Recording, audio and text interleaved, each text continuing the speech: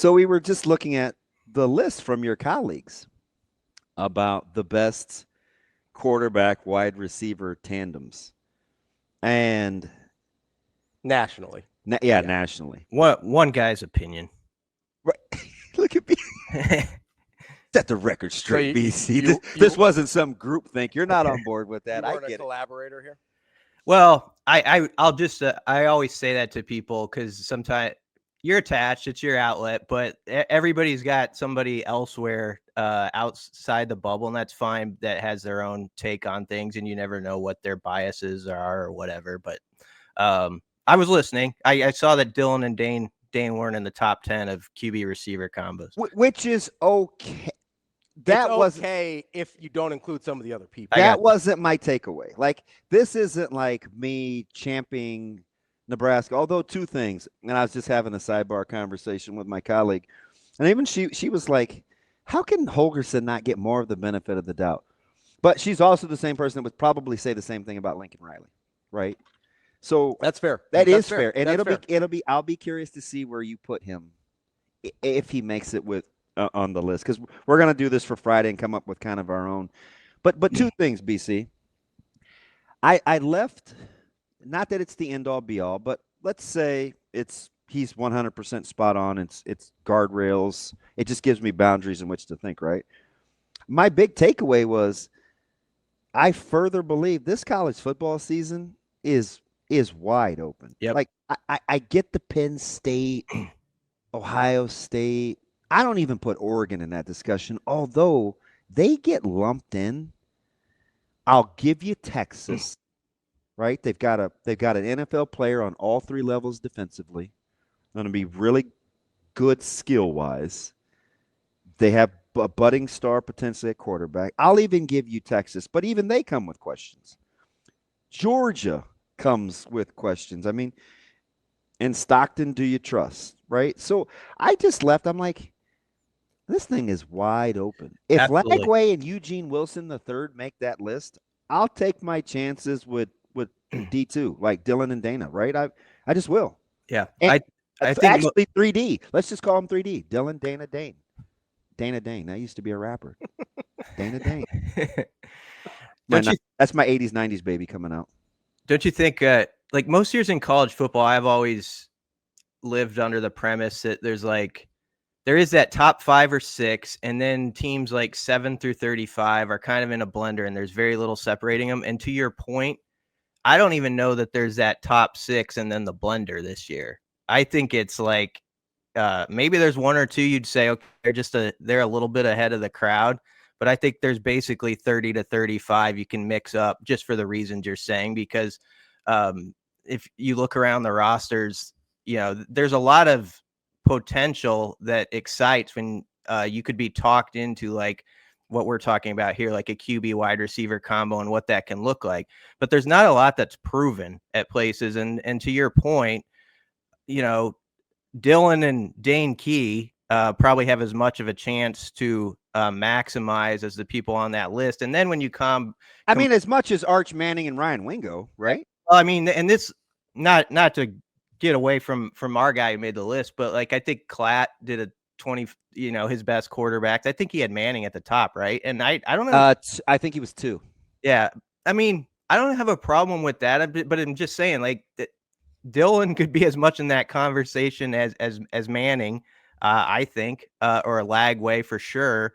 And so that's why this season is all kinds of fascinating. And I think one of the big points you're getting to, and I think we talked about this one of the previous weeks, is I do think people outside of our area are sleeping on Dana Holgorsen, the Dana Holgorsen potential factor, and just a full runway into a season and what that can look like as they've worked through things together.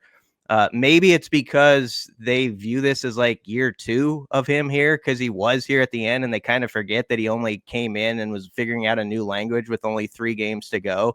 And so I think it's because it's Nebraska. Could be. It's sort of like has happened with the draft and stuff like this. And for fair reason, Nebraska's lost the benefit of the doubt. And there's some people who really want Nebraska, I think, that don't live here to be good again. They're all for it. but they've maybe predicted 2 or 3 years ago during the Frost era or something like, yeah, they're going to bust out this year. They got burned by it. And so now they're cautious to do it. And so when you see some lists like this, they're like, yeah, I'm not going to touch them. Well, they can go do it first. And then next year, if they produce, I'll put them fourth on this list in June. Yeah, I mean, they can sleep on them at their own peril. That's fine. Wooden nickel. Can I just say, though, I never would thought you would be part of the Homer network. This is incredible. It's not even, for me, it's not even a Homer thing so much as the lack of consistent logic applied. Yeah, I know that. Like, across the board with everything that drives you crazy. Like if you can't apply the same logic to Nebraska that you do to Texas, and like, listen, I'll even give it Texas because like, they went to the playoff last year. They were really good. We still don't know anything about Arch Manning, really. Mm-hmm. Like, we really don't. Okay. We don't know anything about DJ Lagway, really. Like, there's a ton of these guys that are making these lists that we don't actually know anything about. And we're making these wild assumptions. And that's fine if you want to make the wild assumptions. But if you're going to do that for everybody else, and I'm kind of in the process of trying to count this up live while we're doing this, but if you're going to make that, and not just with Dylan, right? Because I'm trying to figure out on these. Aller and Pena? No, I'm trying to figure out with all these receivers, right? I think both Dane Key and Hunter have better receiving numbers than like 6 guys that made the list as receivers. So I'm trying to figure out, I was like, okay, they have more proven production from the receiver spot. And Hunter did it at Cal. Now, without a lot of help. No, he did have good quarterback, though. He did. Because we like this guy in Bloomington. We like him in Mendoza, right? But I mean, like, around them, it was not a lot of help around those 2 guys. But you know what's funny? Were we enamored with them in the bowl game? No, we were not. We weren't. But you take. But again, it's a bowl game. And sorry, listen, you want to toss Ja'Cory Barney in there too. He's got better numbers than 3 or 4 of the guys that made this list. That's what Big Game Hunt was saying. So you go and you've got Raiola, who's got very similar numbers to like a Lagway and an Arch Manning and some of the guys that made this list. And then you've got the receivers, 2 or 3 of which have better numbers than the majority of the guys on the list. And I'm like, explain to me how it makes sense. That's what I have. Yeah. Let me ask you something, B, along those lines. Because I think this is an interesting perspective. So one of our guys in the group chat, football guy, Texas guy too. So I love his objectivity because he just doesn't cram Texas down my throat. But he said, is the benefit of the doubt not given to Holgorsen because of the conference? Lots of criticism of the defenses in the Big 12 for a long time. Is it because of the conference affiliation and its degree of difficulty working against Nebraska? There could be some of that. I honestly think as much as anything, people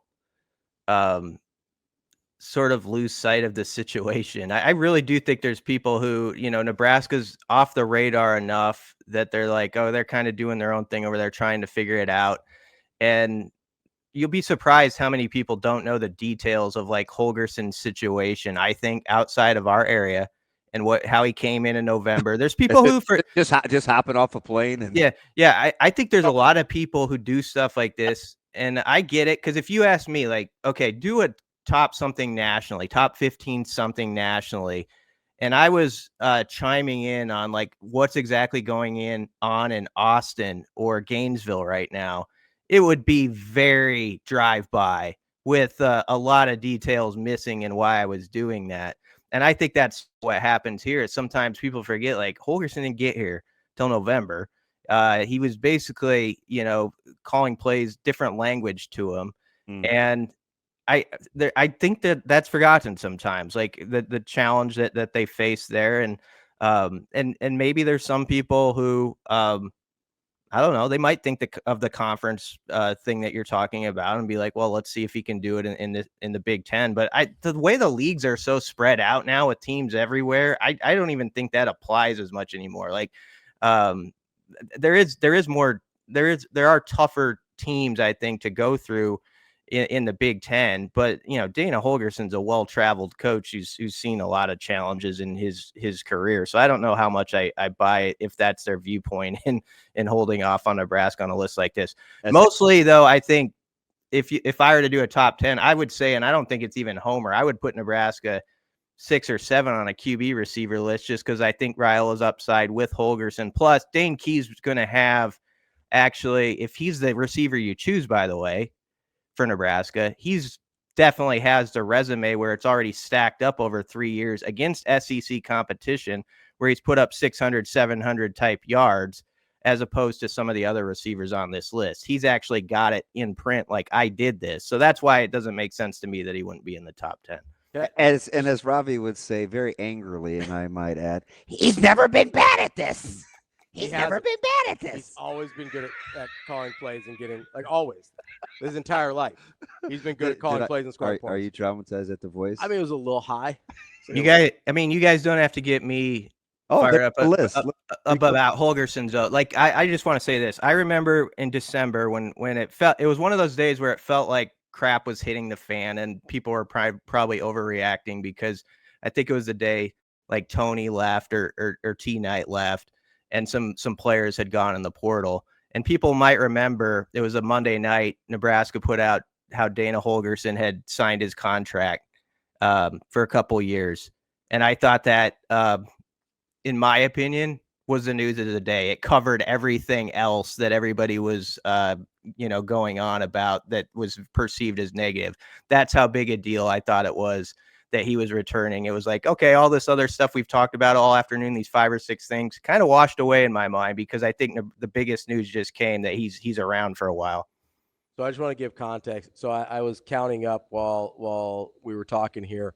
There are 5 receivers on the top 10 list that have equal or worse numbers than at least 2 and sometimes 3 of Nebraska's top wide receivers. My man, Rico Suave. And then there are 5 quarterbacks also that have equal or worse numbers. For those that aren't listening or watching as they're listening, those 5 receivers are Barian Brown. Yep. Ryan Wingo. Correct. Eugene Wilson.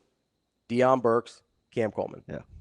And the quarterbacks are Julian Sayin, Arch Manning, Ty Simpson, DJ Lagway, and Jackson Arnold. I didn't even throw John Mateer in there. I've got other questions about, because he's actually produced at a college level.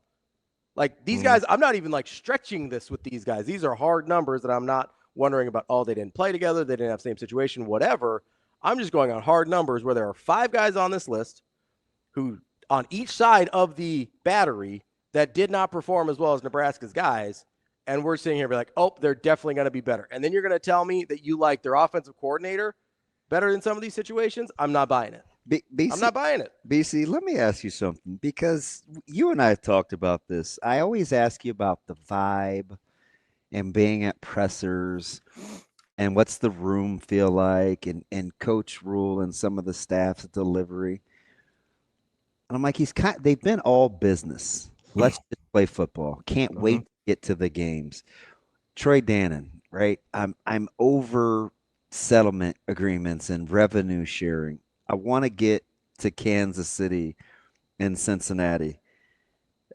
How much of this do you think Nebraska just wants to play so much football right now because they actually kind of embrace, we call it disrespect, right? Because that's kind of what we do. They just want to get down to the brass tacks, because I think they're going to embrace people. I think they like the fact they think they're flying under the radar. Yeah, it's kind of nice. It gives you a little chip on your shoulder. You get that feel? Yeah, and it works sort of in a couple respects. It works like as a team that's flying under the radar, and I understand why they are. By the way, like clearly they haven't. But a quarterback. I think when we're talking about lists like this, I think Raiola's flying under the radar for the most part this offseason. Whereas it's actually nice for once. Yeah, and versus people saying it's off-season hype. Yeah, there's a lot. We have people in our network, I know, and at other teams and stuff, and it hasn't been wrong sometimes. They're like, oh, there's Nebraska. They always win the offseason. And I've seen that chimed in once or twice this offseason, and I've thought to myself, not really this year. I wouldn't say this is an offseason where Nebraska's getting, this or that handed to them in some list or talked about just because of something that happened 20 years ago. And I think, like that can be a beneficial thing. It's like, just quietly go about your work this summer, build up that team bond. Raiola, I know, is putting in work with some of the top guys that he's going to be throwing to. They've put in the extra time. You hope that pays off. You hope they kind of feed off each other. Dane Key would be the guy put on the list, but I'm as excited as anybody about Isaiah Hunter. And I think also that Ja'Cory, and Ja'Cory, I think, had a good offseason away that because we've talked here at least about Key and Hunter more, that it's allowed Ja'Cory to not deal with what sometimes happens in Nebraska, where he had a good freshman year, but we make it more than it should be. I don't think that's happened with him. And so he can just kind of, so I think on all these different levels, like you can talk about individuals and team wise, it hasn't been over the top with stuff about what's going to happen. I don't think locally or definitely nationally. And you just hope that's useful now. Yeah, even the more I'm kind of going through this, and I love the level of I like the passion, right? But I still know at the end of the day, you got to go and play ball. But there's nothing like being driven in the off season. Whether it's coming off a loss or a bad bowl game, or you're going to be the hunted or whatever. I do know that off-season focus 100% matters in September, October, November. So I don't want to ever be dismissive of what motivates you in the off season, because I know whatever it is that you believe is probably true. Right? Yeah. If you don't think you're going to be very good, you're probably going to be right. If you do think you got a chance to be good, you got a better chance of being right than if you don't. So I kind of like how this offseason has gone with Nebraska. Even the little things, BC, like, okay, fine, Dylan. Last year you tried to get some guys together. Not everybody showed up. Mm-hmm. How about this year you see if you can get everybody to show up? Or, hey, Emmett, you still only had one touchdown last year. How about if you want those 17 to 23 carries, how about you get yourself ready physically? Or, hey, O-line, or hey, D-line. He didn't call them out, but the gauntlet was thrown down. Hey, guys, we were pretty good last year. Some guys that flew under the radar in terms of their production. We'll see if we can get there this year. Yeah. Like, just little things like that as a player, I'm like, okay, I see what you're doing. If you go through the position groups, everybody on the roster, I think, has a real driving point too. Like you mentioned, Emmett. Like Emmett, I think, knows that there's that talk out there. Like, okay, he's a good back. Can he be a great back? Can you be a back that, as Rule talked about all of last year, takes those 10 or 15-yard plays and makes that last guy miss, and it's a 55-yard house call? You can go to the offensive line. And I think we know a lot of how that's going to line up, but there's like 3 or 4 veterans and 2 spaces sort of open coming out of spring. I guess you'd say left guard, right tackle. We might have some idea how that's going to fill in, but there's guys that really have to have their elbows out to compete to make sure they're in that rotation. You go to the defensive line, you're going to find a bunch of guys who have heard all offseason about, okay, Ty's gone, Nash is gone, Jamari's gone. What do you do with that? How are you going to fill their shoes? Can you be the same? So I think you can go through the roster, and like we're talking about like the national stuff and how Nebraska is perceived and all that. But even if you pinpoint on this team at each spot, you're going to find, I think, something. There's a carrot in front of it, guys. It can be very useful this offseason. That's maybe more obvious in some spots than it is in previous off seasons to me. We're talking with Brian Christopherson of Husker247. BC, I wanted to switch gears here, talking about winning the offseason. Apparently, that's what we do here. I always don't be that dude. No, I always argue it's better than the alternative. That's all I'm going to say. But speaking of winning the offseason, Nebraska got a commit yesterday in the 2026 class, Rex Waterman, offensive tackle. I guess, what do we know about Rex? Was this kind of in the works for a while, as far as you're aware, or how did this come to be?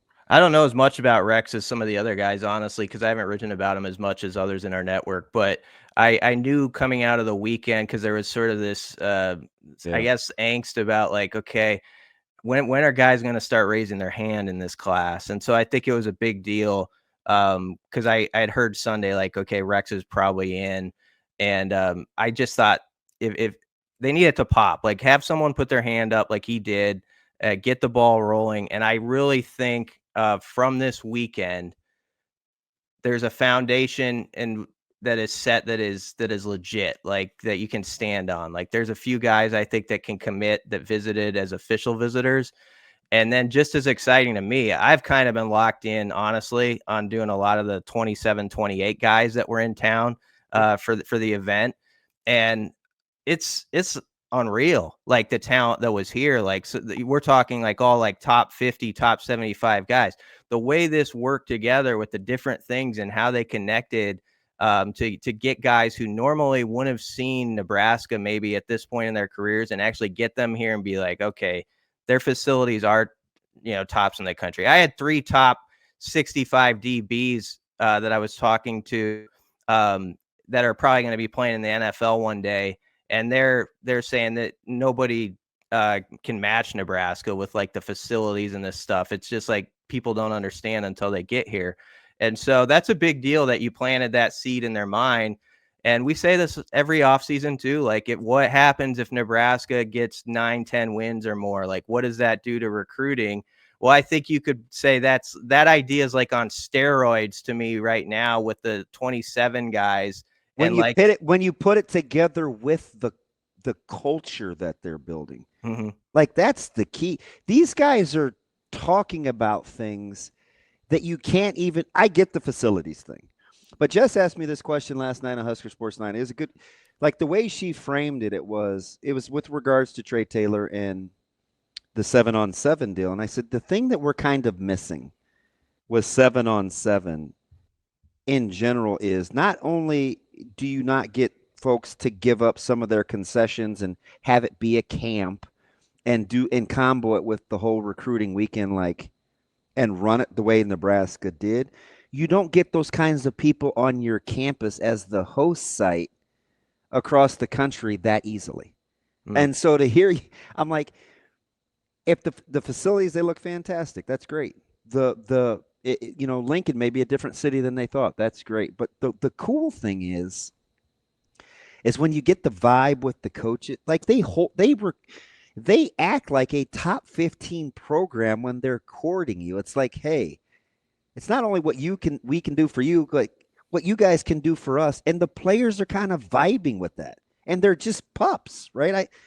I don't know. I think it's already a success, BC, based on exactly what you're talking about. Yeah. Because I don't we understand.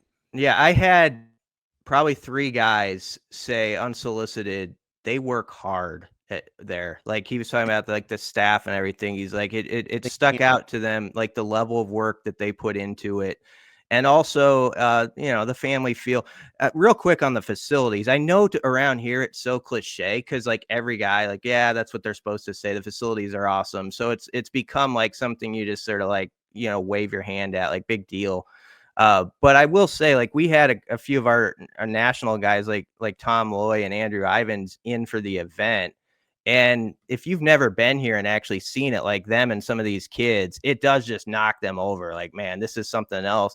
But you're right. You combine that with like, okay, this is a place where they're putting in the work, and I expect that they're going to be a powerhouse. That's what some of the guys were telling me, like Cameron Wilson, who obviously Nebraska would like to get. That was his quote to me. He's like, Nebraska is going to be a powerhouse. That's what he thought leaving there. And so I think they kind of put that in people's mind. Like, this isn't a, like, we're trying to get there type of program vibe. It's we are going to act like we are there. We're going to present ourselves just like Ohio State or just like those other schools. And I think guys recognize that. That's our guy, Brian Christopherson, Husker247. BC, appreciate the time as always. Appreciate you dealing with my rantings. And let me ask you one more. Yeah. Let me ask you one more question, B. With regards to Hudson and the offer that Hoiberg extends, and we know he's a tandem guy or a tandem. like bikes, dual dual sport guy. Um, how interesting is it when you watch him? And I probably said it like a football junkie, and people are like, "What an idiot." My thing with Ahmad and guys like that is when you watch him move, and then you look at his rating, you're probably like, and I think he even alluded to it, where some people don't think he's this, or some people don't think he's that, or he's not explosive enough or fast enough, and I was telling Ravi, when you watch him up close, you see every bit of probably what he's capable of, but to the naked eye may not be like, ooh, showstopper, which sounds weird to say about a guy that's that highly sought after. Do you kind of understand what I'm saying when you watch him move in space and kind of Yeah, like he's an impressive looking kid, but I know what you're saying. Once they actually started playing ball, it was like a whole different thing. It was like, yeah, I mean it was there's a bunch of 4-star DBs trying to cover him. And it was like 50-50 balls were like 95-5 balls to him. Like that's where it separated. And I mean that's invaluable to have the quarterback commit.